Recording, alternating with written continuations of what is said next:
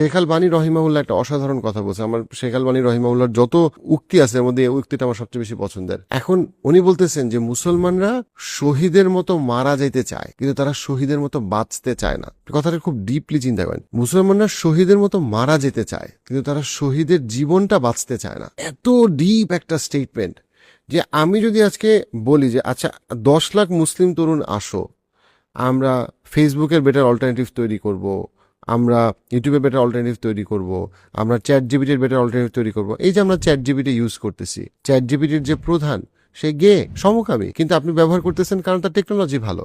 আপনি ফেসবুক ব্যবহার করতেছেন কারণ ফেসবুকের মাধ্যমে উপকার হয়। আপনি টিকটক ব্যবহার করতেছেন, অর্থাৎ বাজারে যা কিছু এফিশিয়েন্ট আপনি সেটা ব্যবহার করবেন। এটাই হচ্ছে বাস্তবতা। কিন্তু জিনিসটা হইল যারা এটার মালিক তারা যদি ইসলামকে কেয়ার না করে, মুসলিমদেরকে কেয়ার না করে, মুসলিম গণহত্যাকে স্বীকার না করে, দেন আপনি তাদেরকে ব্লেম করে তো লাভ নাই, কারণ আমরা তো নিজেদেরকে তৈরি করতে পারি নাই। আপনি খেয়াল করেন ইন্ডিয়া, এই যে আমরা ইন্ডিয়াকে নিয়ে নানা রকম আলোচনা সমালোচনা করি, আপনি ইন্ডিয়াকে খেয়াল করেন। অ্যামাজনের 2জন ইন্ডিয়ান চাকরি করতো অ্যামাজন কোম্পানিতে, পৃথিবীর সবচেয়ে বড় কোম্পানির একটা। সেখান থেকে তারা ইন্ডিয়াতে এসে ফ্লিপকার্ট কোম্পানি তৈরি করলো। তারা যখন ফ্লিপকার্ট কোম্পানিটা তৈরি করলো, which is a multi-billion dollar company, তারা ইন্ডিয়াতে অনেক ক্ষেত্রেই অ্যামাজনের থেকে ফ্লিপকার্ট বড় ছিল। বর্তমান স্ট্যাটসটা আমি জানি না, অন্তত 2-3 বছর আগে ফ্লিপকার্ট অ্যামাজনের থেকে বড় ছিল।